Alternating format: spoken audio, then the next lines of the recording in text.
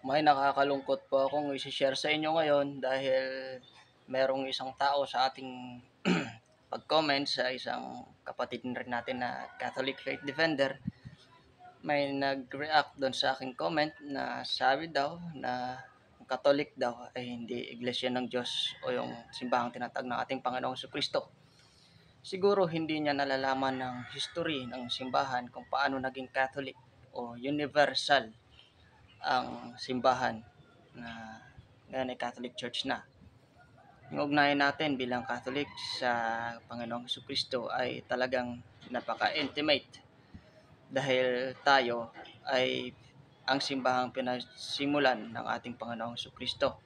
Ibinigay sa ating unang Santo Papa na si Saint Peter o San Pedro ang ah, ang authority na magpastol dito sa mga tupa na simbahan. At siya nga ang naging unang-unang bishop natin sa simbahan o yung pastol na binigay sa kanya yung keys of heaven, binigay sa kanya ang karapatan. Yun sa tanong na ano bang ugnayan natin sa totoong iglesia o totoong simbahan ng Panginoong Jesucristo? Anong ugnayan? Tayo mismo ang totoong simbahan ng Panginoong Jesucristo. Yan. Pag binalikan natin ang kasaysayan ng first century, malalaman natin kung paano ang buhay naging buhay ng mga apostles natin. Mababasa natin yan sa mga gawa ng mga apostol. Malalaman natin na ang mga apostles ni Jesus Christ ay nagsikalat sa buong mundo matapos na ipinadala yung banal na espiritu sa kanila dun sa pagtitipon kasama yung mahal na ina doon sa pagtitipon na yon kung saan bumaba yung tongues of fire, which is the Holy Spirit sa kanila at nagsalita sila ng iba't ibang wika.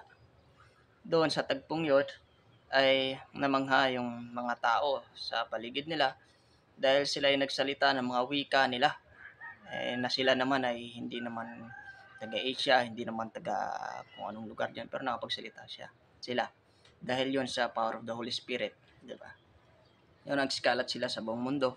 At yung mga apostles ngayon ayon sa kasaysayan, mga labi nila at yung mga journey nila, yung kanilang pagmimisyon ay naitala yon.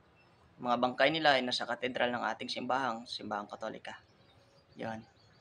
Kaya naging intimate tayo at tayo maging first hand na kumuha doon ng mga original na katuruan ng ating mga apostles. Yan. Matatandaan din sa kasaysayan na tayong mga Catholic ay tayo yung mga original na Christians dahil doon sa Antioquia, 'di ba? Matatandaan natin na unang tinawag ng mga Kristiyano doon ang tagasunod ng ating Panginoong Hesukristo sa Antioch. Sa Syria po 'yon, yung Antioch, Syria. Search nyo ngayon kung anong naging reliyon ng mga taga-Antioch, Syria noong 1st century na 'yon. At malalaman mo na 'yon ay Catholicism. 'Di ba? Balikan nyo, try nyo search sa Google ng Antioch, anong bang reliyon, sino ang naging unang obispo. Ako na magsasabi sa inyo, ang unang obispo doon ay si Saint Peter o si San Pedro. Yung pangalawa naman ay si Bishop Evodius. Si Bishop Evodius ang pangalawang obispo ng Antioquia na sa panahon niya, nasa Bible pa rin, unang tinawag yung mga Kristiyano na mga Christians sa panahon ng bishop na yon, si Bishop Evodius. At sa panahon naman ng sumunod sa kanya na obispo na si Saint Ignacio of Antioch, siya naman ngayon sa kanyang sulat na sinabi at tinawag niya na ang simbahan na yun ay Catholic o Universal. Yan. Siya ay si Saint Ignatius of Antioch, yung pangatlong obispo ng Antioquia. Yan. Kung saan unang tinawag na Kristiyano yung mga tagasunod ng Panginoong Jesucristo at kung saan rin unang tinawag na Catholic ang simbahan. Yan. At sa panahon ng Bishop Ignacio, yun ay wala pa ang Bible compilation o ang Biblia na meron tayo ngayon ay naroon na si Bishop Ignatius of Antioch. Nauna pa yung Catholicism, pagtawag ng Catholicism sa pagkakaroon ng compiled Bible at sa pagtawag ng Biblia sa Biblia na meron tayo ngayon. Yan. Kaya lang naman nabuo yung Biblia dahil po sa simbahang Katolika. Dahil pinauutos ng ating Papa Damaso na i-gather yung mga sacred scripture tapos piliin doon yung mga Bible na ipagsama doon sa tinatawag na natin ngayon na Biblia. Yan.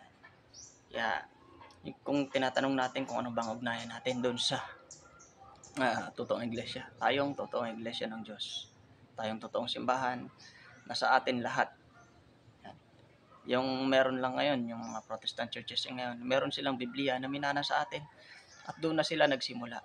Doon sila nagsimulang naghasik na ngayon ng kanilang personal interest at reason at interpretations doon sa Bible na yon, at nagkaroon na sila ng sarili nilang Bible doktrina mula doon sa biblical canon na binuo ng simbahan. Yan mo, nagkaroon ng born again church dahil doon sa text na binasa na unless you shall na hindi ka maging born again, born by water and spirit, shall not enter the kingdom of God, which is a wrong interpretation. Dahil doon rin naman sa nagbabase na kingdom of Jesus Christ, etc. etc. Lahat yun ay nagsimula sila doon sa Bible. Hindi nila pinaniwalaan yung bumuo ng Bible. Doon lang sila nagsimula talaga sa Bible at nag-interpret ng kanilang paniniwala. Hindi nila binalikan yung kung ano talaga ang original na paniniwala. Kaya sila naligaw ngayon. I'm sorry. Pero ang totoong iglesia ng Diyos ay Catholic Church. Amen.